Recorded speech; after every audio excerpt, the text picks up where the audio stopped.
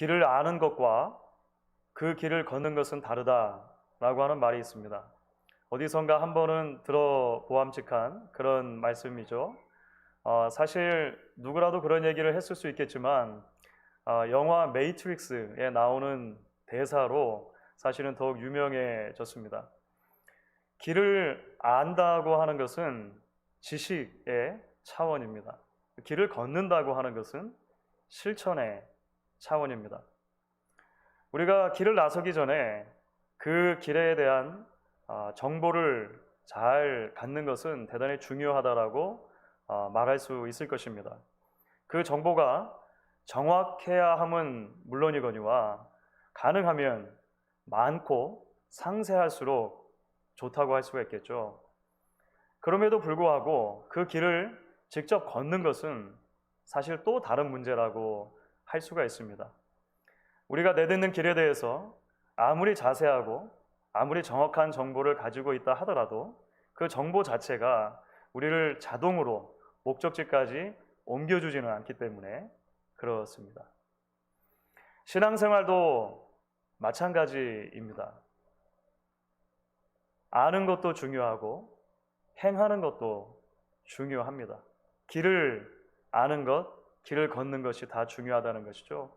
진리를 올바로 이해하는 것이 중요하고 그 진리를 따라서 살아가는 것도 중요하다는 말씀입니다. 그래서 성경은 놀랍도록 균형 잡힌 방식으로 우리의 암과 삶에 대해서 이야기하고 있는 것을 읽게 됩니다. 성경은 우리에게 삶이 없는 삶도 없다라고 이야기하고 삶이 없는 암도 없다라고 말한다는 것입니다. 지난주 금요일 저희는 성탄절을 맞았습니다.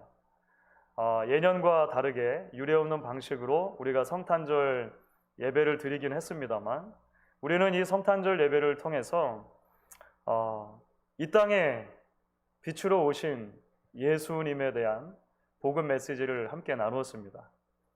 특별히 요한복음 1장에 나오는 소위 그 빛의 찬가를 통해서 어떻게 예수님께서 이 어두운 세상에 빛으로 오셨는가 라고 하는 말씀을 우리가 함께 나누었고 그 말씀 안에 담긴 복음 메시지의 핵심들을 같이 살펴볼 수가 있었던 것이죠.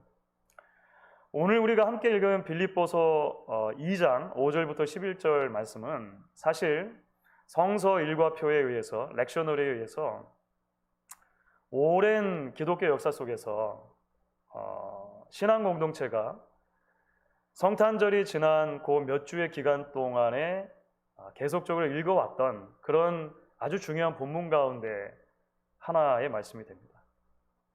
다시 말하면 성탄절 지나고 그 몇 주간의 기간 동안에 오랜 시간 동안 신앙 공동체는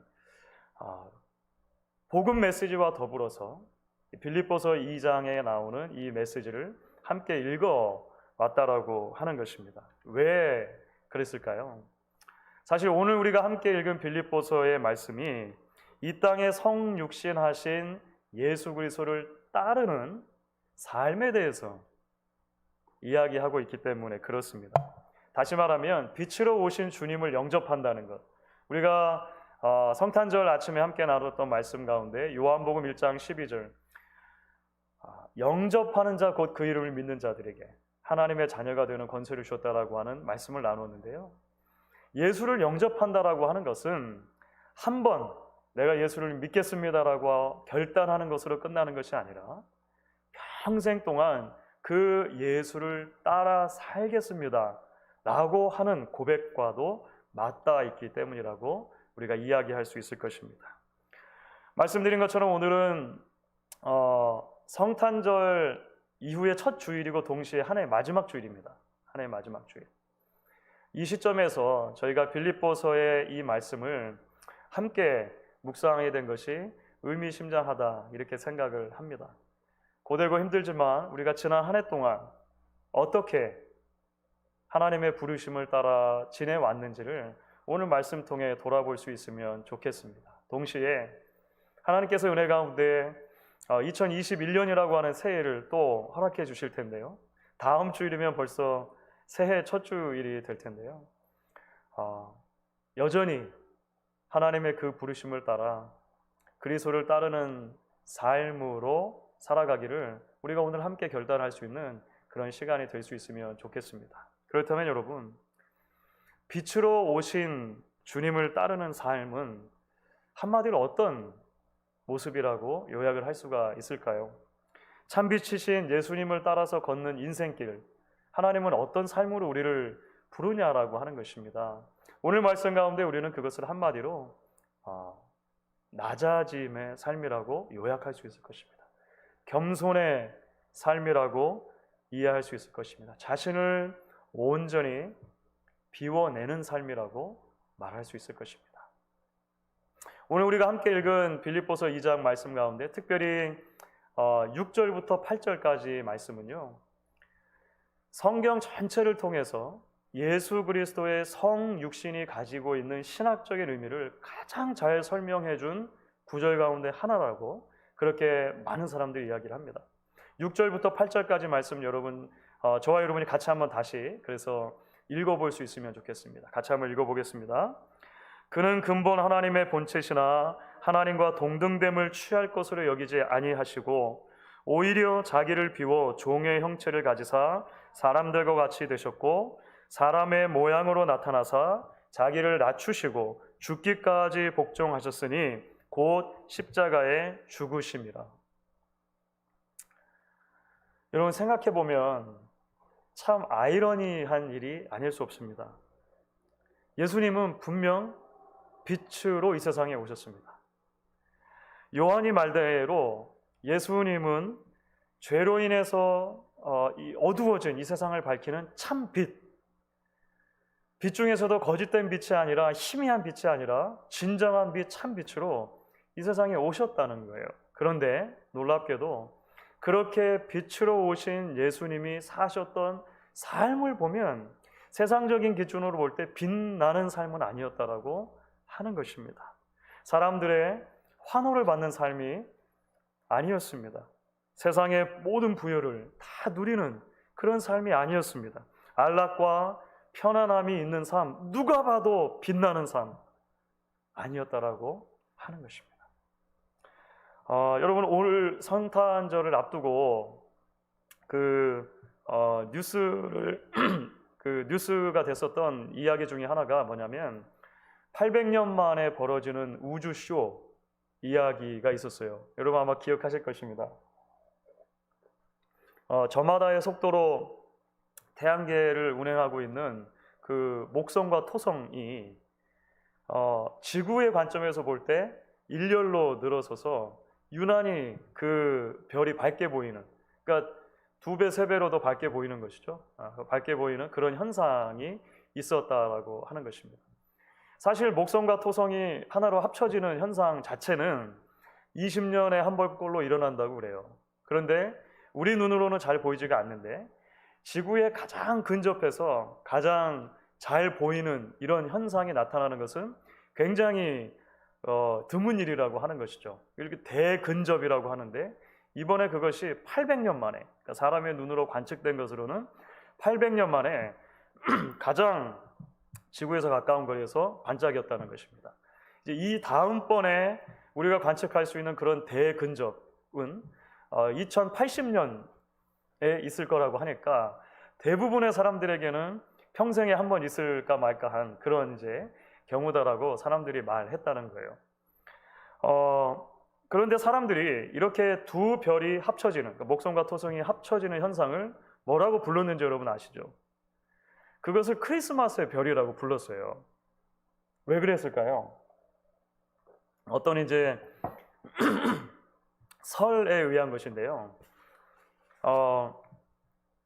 예수님의 탄생을 동방 박사들에게 알려줬던 그 별의 정체가 사실은 목성과 토성이 하나로 합쳐졌던 그 현상.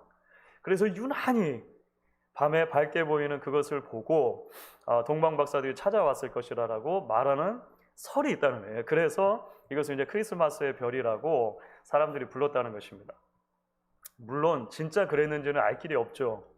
동방 박사들이 그 현상을 보고 정말로 왔는지를 우리가 정확하게 알 수는 없습니다만 분명한 것 하나는 있는 것 같습니다. 성경을 통해 볼 때 동방 박사들을 인도했던 별이 있었고 그 별은 대단히 특별한 별이었다라고 하는 것은 분명한 것 같아요. 그래서 동방 박사들은 그 별을 보자마자 어떻게 해석했냐면 이것은 왕이 태어날 징조다라고 하는 것을 알아차렸다는 거예요. 그 별은 놀랍게도 동방 박사들의 발걸음을 인도해 줍니다. 그리고는 예수님, 아기 예수가 태어나신 그 곳 위에 머물러서 그것을 밝게 비추어 줬다라고 성경이 이야기를 해요. 그래서 상징적으로 볼 때 비록 마을 구유에 허름한 곳에 태어났지만 그곳에 태어나 누워있는 아이의 진짜 정체가 빛으로 오신 구세주다라고 하는 것을 이 별 사건보다 더 명확하게 보여주는 것은 없다라고 신학적으로 이야기할 수 있을 것입니다. 주님은 그렇게 빛으로 오신 거예요. 그렇게 빛나는 어둠 속을 밝히는 존재로 빛나는 존재로 오셨다라고 하는 것입니다. 그런데 우리가 기억해야 하는 것이 있다는 것입니다. 어두운 세상을 밝히기 위해 예수님이 이 세상에 오신 사건은 어두운 세상으로 보면 빛이 오신 사건이 맞지만 예수님으로 보면 그 자체로 빛과는 거리가 먼 삶이었다라고 하는 것입니다. 신적인 영광을 포기하고 자기 자신을 비워서 인간이 되신 것이기 때문에 그렇습니다. 자기를 낮추고 낮추어서 어린아이로 태어나신 것이죠. 자신을 비우고 비워서 죽기까지 순종하기 위해 이 땅에 오신 것이 예수님의 성육신이라고 성경은 말을 합니다. 예수님의 삶은 두 별이 하나로 합쳐져서 두 배, 세 배 더 밝게 빛나는 것 같은 그런 삶이 사실은 아니었다라고 하는 것이죠. 불편함과 어색함을 감내해야 되는 삶이고 소외됨과 단절됨이 약속된 그런 삶이었다라고 하는 것입니다. 그래서 어떤 신학자는 어떤 주석가가 이제 예수님의 이 낮아지심을 설명하면서 이렇게 말을 합니다. 그리스도께서는 우리가 상상할 수 있는 가장 높은 지위로부터 우리가 상상할 수 있는 가장 낮은 지위로 내려오셨다. 여러분 이것이 성육신의 아이러니이죠. 성육신의 역설이라고 할 수 있을 것입니다. 빛이신 그리스도께서 가장 빛나지 않은 모습으로 오시고 살았던 것, 그것이 바로 성육신이라고 하는 것입니다. 자 여러분, 그런데 오늘 우리가 함께 읽은 빌립보서 말씀은 특별히 5절 시작을 하면서 이렇게 우리에게 이야기를 하죠. 너희 안에 이 마음을 품으라. 곧 그리스도 예수의 마음이니. 예수를 따르는 삶으로, 그 빛을 따르는 삶으로 부름을 받은 우리들의 삶을 어떻게 요약하는 것이냐면 우리의 마음 안에 그 예수의 마음을 품고 살아가는 것, 그것이 예수를 따르는 것입니다라고 이야기를 한다는 것입니다. 예수님의 마음을 품고 산다는 걸 어떻게 우리가 이해를 할 수가 있을까요? 사실 너희 안에 이 마음을 품으라 곧 그리스도 예수의 마음이니, 우리에게 퍽 유명한 말씀입니다만 사실 원래 원문의 그 구조 자체가 대단히 복잡하고 어렵습니다. 그래서 이것을 원뜻대로 옮기기가 대단히 어렵고 많은 그 신학자들이 고민을 많이 했습니다. 원어에 가깝게 직역해서 만약에 이것을 푼다면 아마 이렇게는 먼저 옮길 수 있을 것 같아요. 예수 그리스도께서 생각하신 것처럼 여러분들도 그렇게 생각하십시오. 일단은 이렇게 풀 수 있을 것 같습니다. 이것을 좀 더 쉽게 말하면 뭐냐면 여러분 예수님을 본받으십시오. 이렇게 말한 거예요. 예수를 흉내내며 살아가십시오. 예수가 그렇게 낮아지신 것처럼 여러분들도 낮아지신 예수를 따라가는 삶, 예수를 흉내내는 삶, 그렇게 부름을 받은 것입니다 라고 말한 거예요. 그래서 쉬운 성경이라고 하는 번역본이 빌립보서 2장 5절을 옮길 때 이렇게 옮깁니다. 예수처럼 생각하고 행동합시다. 가장 쉽게 아마 풀어서 해석한 번역인 것 같아요. 여러분, 물론 우리가 흉내낸다라고 했을 때 그 어감 자체가 좀 좋지 않게 들릴 수가 있습니다. 왜냐하면 흉내라고 하는 것은 진실된 마음이 빠진 좀 가식적인, 그래서 겉모양만 따라하는 것처럼 느껴질 수 있기 때문에 그렇죠. 흉내낸다라고 말 속에 약간 그 부정적인 어감이 그래서 표현될 수도 있는 것 같아요. 하지만 곰곰이 생각해 보면 사실 흉내 내는 것이야말로 닮는 것의 출발점이 됩니다. 그러니까 어린 아이들이 누군가를 배우는 것을, 또 무엇인가를 배우는 것을 생각해 보면 알 수 있습니다.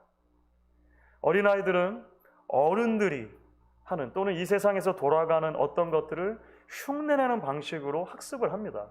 학습을 하다 보면 그것이 되어지는 것을 보게 돼요. 대부분의 경우에 있어서 배움은 어린 시절에 그런 방식으로 이루어지죠. 여러분, 기독교의 고전 중에 하나인 그리스도를 본받아라고 하는 책이 있습니다. 고전 중에 고전이죠. 토마스 아 캠피스의 책인데 15세기에 사실은 이 책이 써졌습니다. 15세기에 써진 이후로 성경 다음에 가장 많이 읽힌 책으로 이렇게 알려져 있죠. 사실 이 그리스도를 본받아라고 하는 책의 원래 라틴어 제목은 De Imitatione Christi입니다. 영어로 그대로 옮기면 The Imitation of Christ라고 할 수 있습니다. Imitation 하면 좀 부정적인 이미지가 많죠. 진짜 말고 가짜. 진짜 다이아몬드 말고 가짜 다이아몬드 이미테이션이라고 하잖아요. 그죠?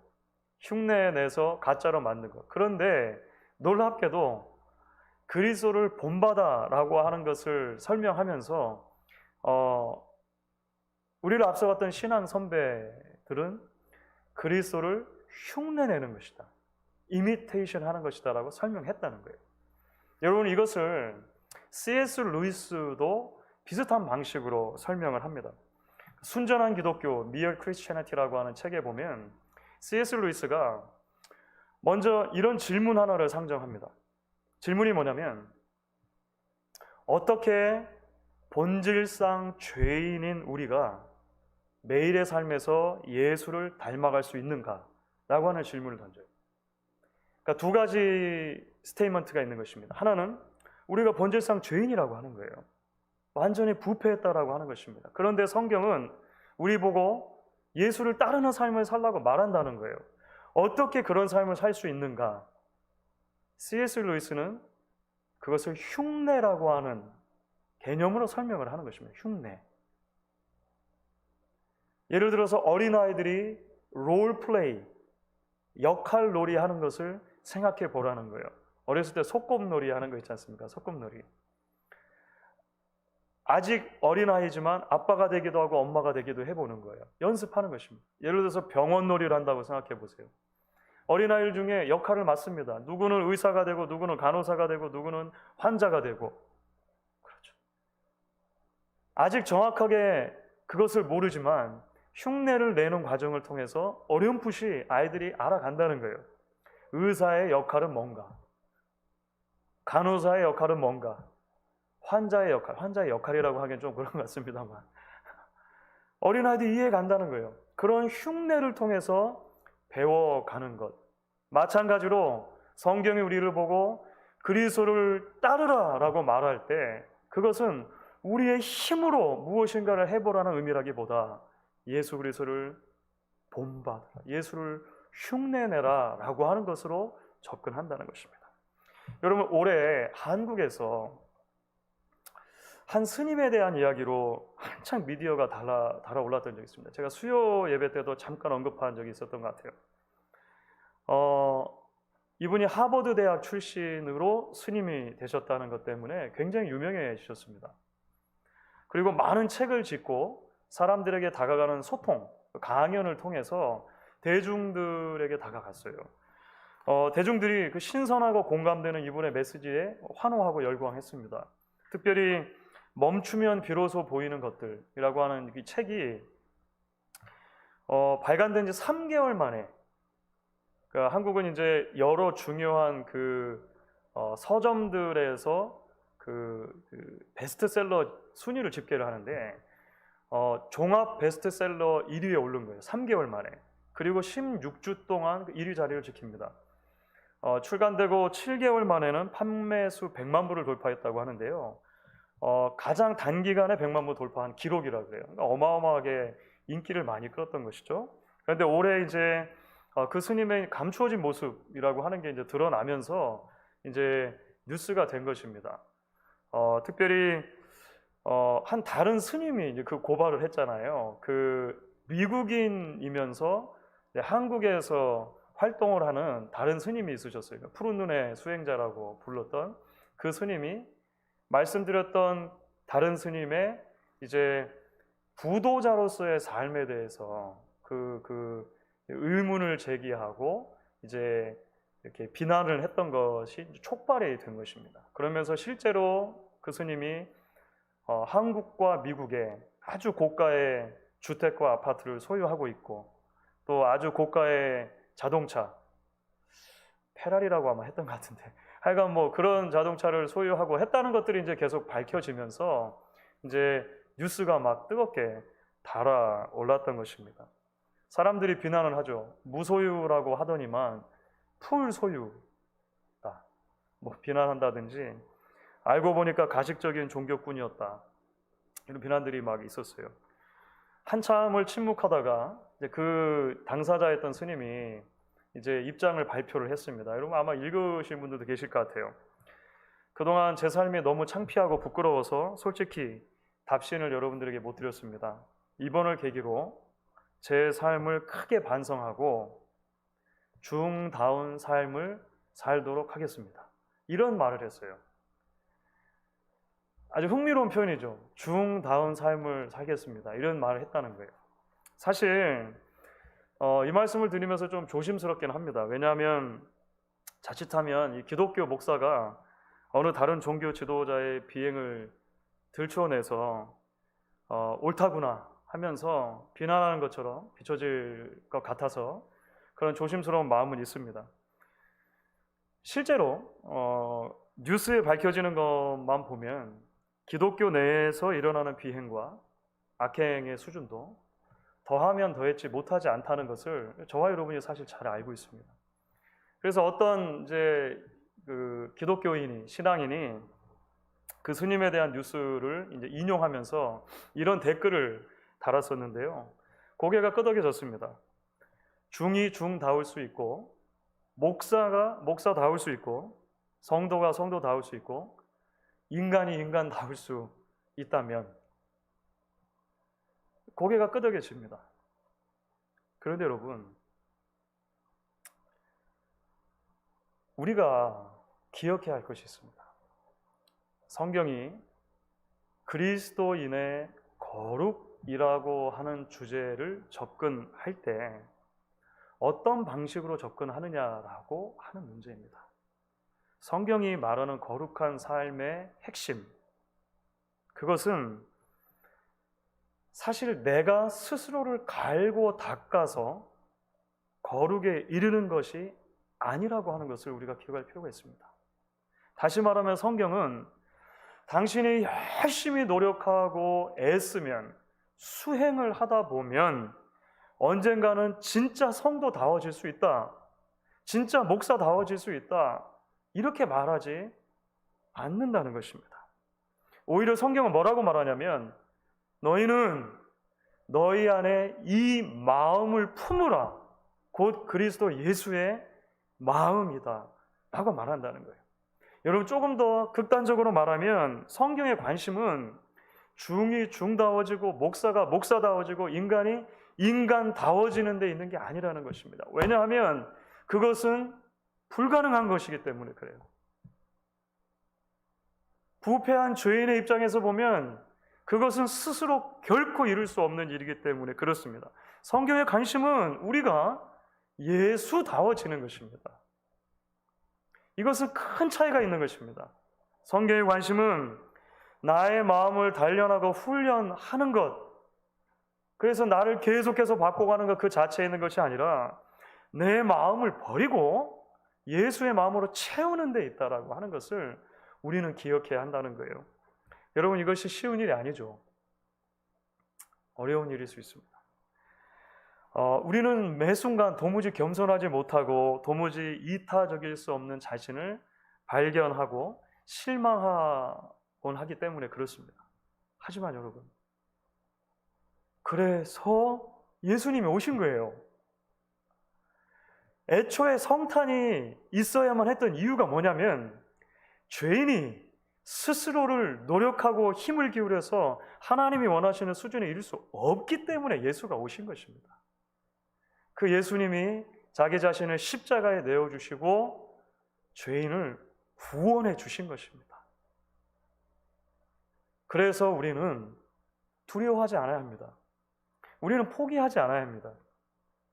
예수를 닮기로 결단하는 것, 예수를 흉내내는 삶으로의 부르심, 그 부르심을 기억하고 끊임없이 어린아이와 같은 신앙으로 하나님 앞에 나아가야 한다는 것입니다. 하나님은 우리를 완전한 삶으로 부르신 것이 아니라 어린아이처럼 매일매일 부족할 수 있지만 한 걸음 한 걸음 그리스도를 닮아가는 삶으로, 그리스도를 흉내내는 삶으로 부르셨다는 것입니다. 어린아이들이 걸음마를 배울 때 기억나시죠? 여러분, 제가 몇 번이나 그런 예를 들어 말씀드렸을 것입니다.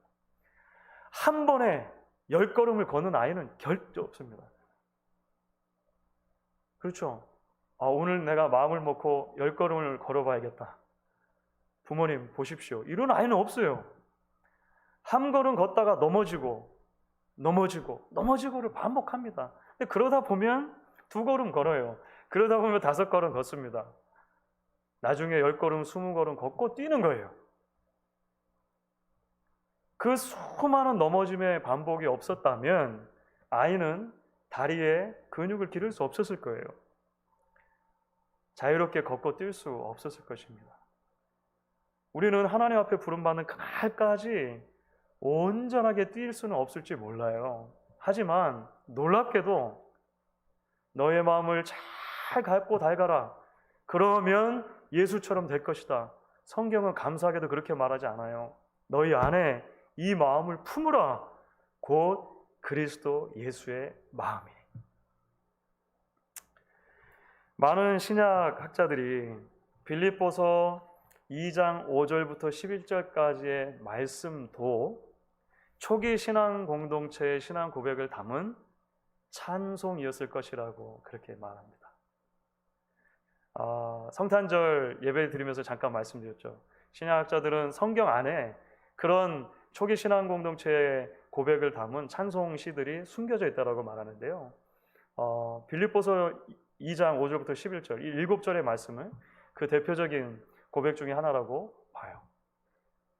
혹자는 그것을 비움의 찬가라고 말합니다. 요한복음 1장의 빛의 찬가가 참 빛으로 오신 예수님의 탄생에 대한 찬양이었다면 빌립보서 2장의 비움의 찬가는 그 참 빛을 따르는 삶에 대한 노래라고 우리는 이해할 수 있을 것입니다. 그렇습니다, 여러분. 성탄의 메시지는 우리가 설교 전에 불렀던 찬양처럼 찬송가 304장이죠. 저 높고 높은 별을 넘어 이 낮고 낮은 땅 위에 죄 범한 영혼 구하려 그 아들 보내사 화목제물 삼으시고 죄 용서하신 하나님의 사랑의 이야기입니다. 성탄의 메시지 핵심 중에 하나이죠. 동시에 여러분, 성탄의 메시지는 자신을 낮추고 비워서 그 전부를 십자가 위에 내어주신 그 주님을 따르는 낮아지고 겸손한 우리를 비워 예수로 채우는 삶으로의 부름과 맞닿는 메시지이기도 한 것입니다. 가장 어두운 세상에 빛으로 오신 예수님의 메시지가 성탄의 메시지인 것처럼 고되고 힘들고 여전히 어두운 터널과 같은 삶을 살아가고 있지만 우리 한 사람 한 사람을 그 빛 되신 주님을 따르는 삶으로 부르는 것도 성탄의 메시지라고 하는 것 우리가 기억하면 좋겠습니다. 이 한 해 힘들고 어렵지만 그렇게 주의 부름을 따라 여기까지 오신 여러분, 하나님의 은혜로 새로운 2021년을 주실 때 그 한 해도 우리 모두가 다 예수 닮은 하나님의 자녀들로 세워질 수 있기를 주의 이름으로 간절히 축원하겠습니다. 우리